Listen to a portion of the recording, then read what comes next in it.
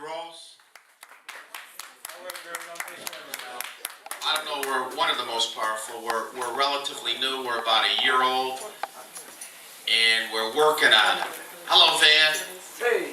Hello, everybody. Hello, everybody that just came in the room. Hello, everybody that's not smiling. All right. Hello, everybody that's oppressed, depressed, is oppressed in your neighborhood, is sick and tired of what's going on in the city and don't know what to do.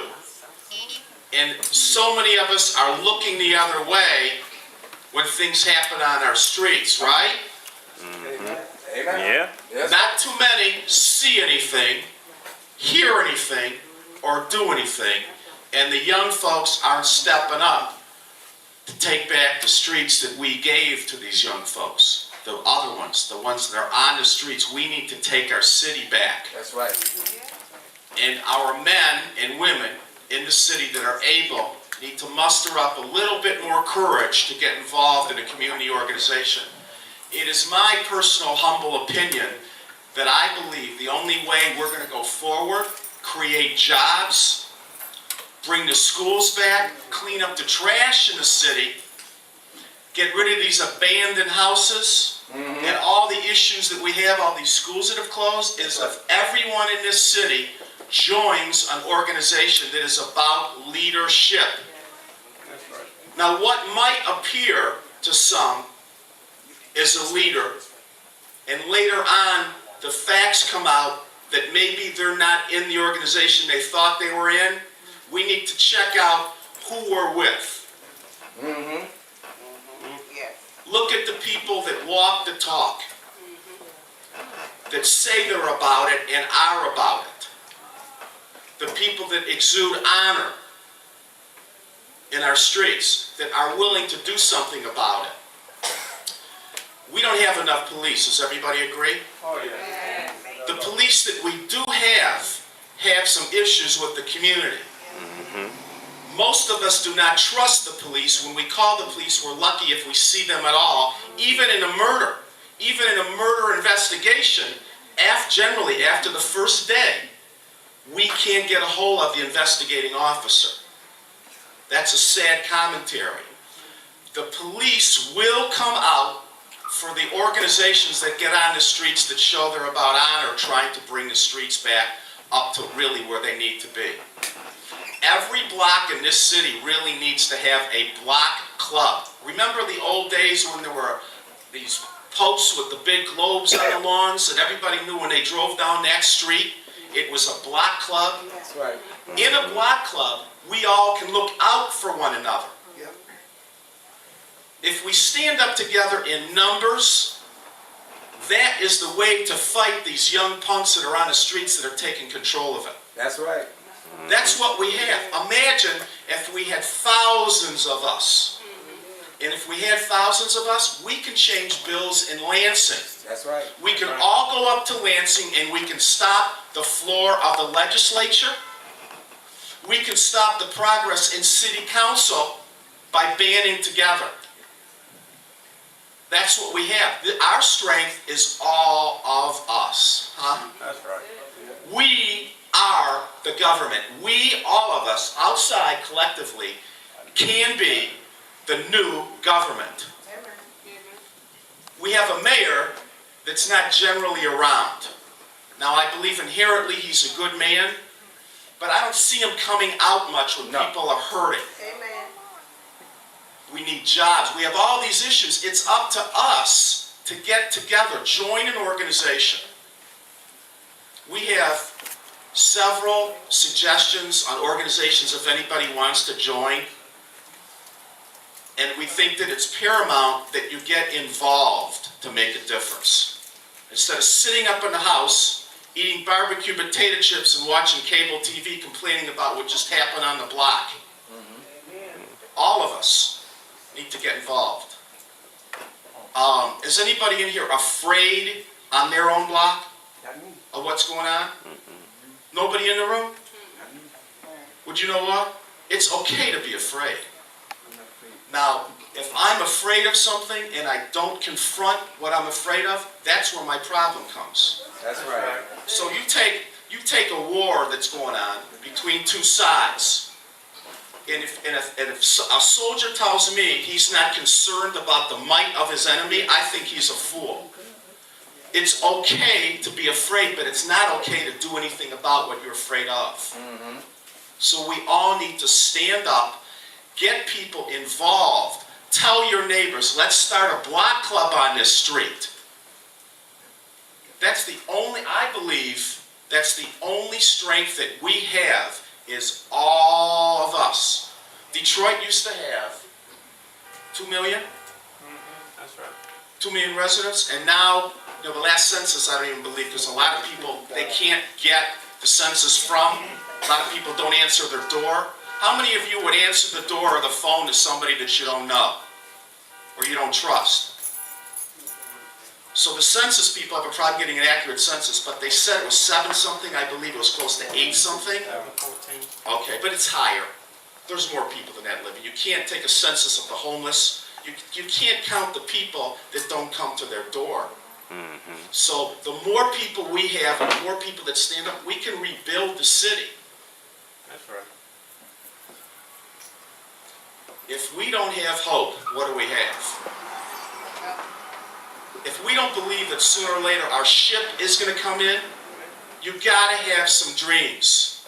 Everybody's got to have dreams. No matter how hard I've been beaten down or I beat myself down, listen, I've been homeless. I was on drugs for over 20 years. I sold drugs on the streets. I'm coming back. If I can do it, anybody can. All right. Most of the men that are on the streets that I'm aware of in the city of Detroit, in organizations, have done some time. A lot of them done a lot of hard time.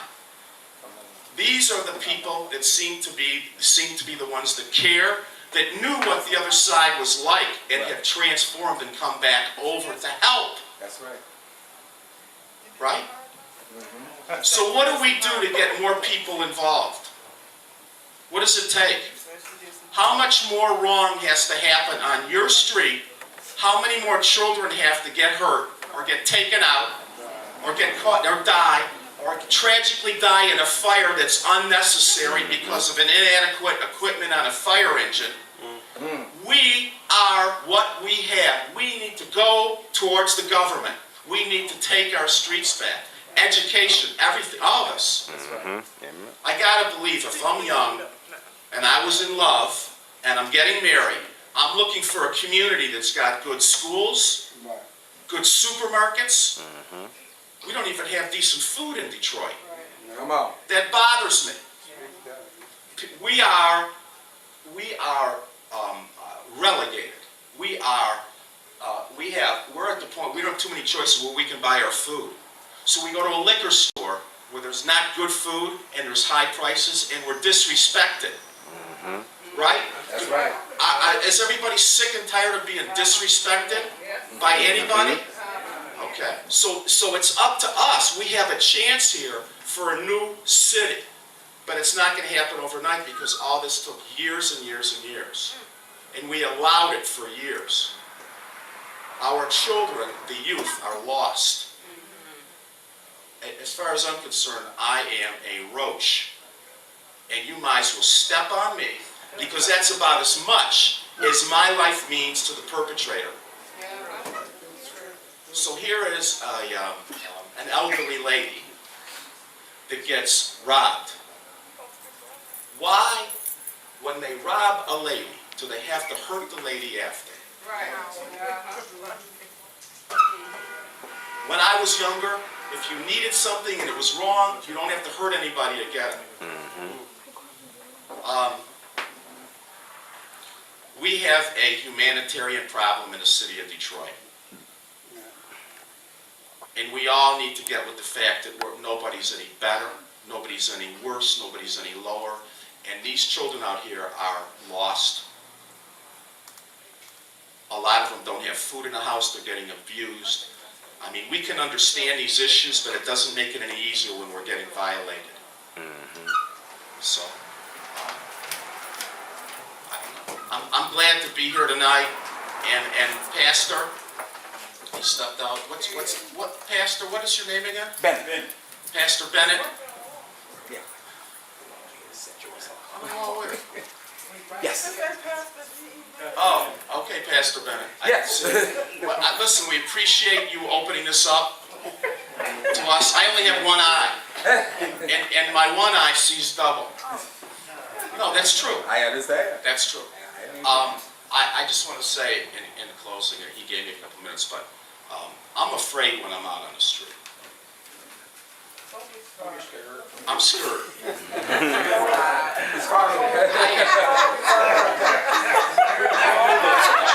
We're here now. But there's a point to this. Right. That it doesn't matter how afraid I am. I'm doing what's got to be done. That's right. And we all really need to step up and, like, how, you need some dignity. We need dignity. And I believe that if you can't stand up for what you believe in or what's right, then, you might as well go somewhere else. Detroit needs to be, Mr. Taylor, how are you, sir? Thankful. All Taylors in the house? Amen. Inner City Sub Center.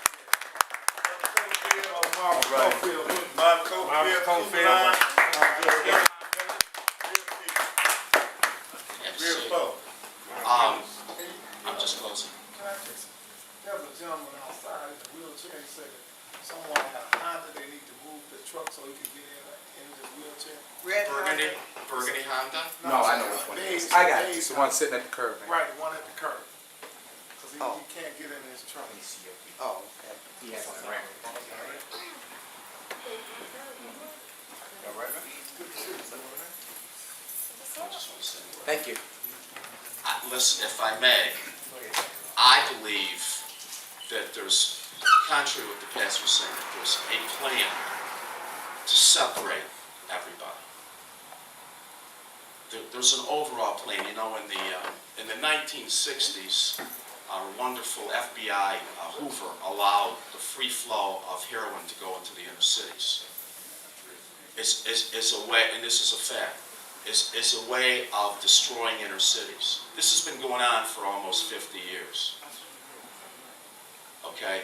The way we can fight this back is by sticking together and not allowing anybody to take away what's rightfully yours. I mean, I got to fight for my home. So if we don't stand up for the truth, what's right in our heart, I mean, I don't know what else we could possibly do. We need to all form block clubs in our neighborhoods, report the violence. Does everybody know about Crime Stoppers?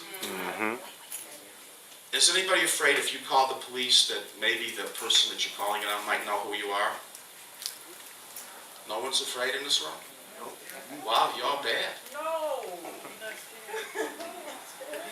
You ain't scared? Okay, well, check this out. If you call the Crime Stoppers, 800, speak up. Your number does not show up on their caller ID. Future wife in the back, you hearing me? Yes, I am. All right, I got no ring on, but you mind. All right, that's it. I'm glad to be here. Richard Hairston, host of a TV show in the morning, is also here. Let's give Richard Hairston a very humble man. All right, thank you. Once again, Mr. Barry Ross, Detroit Coalition.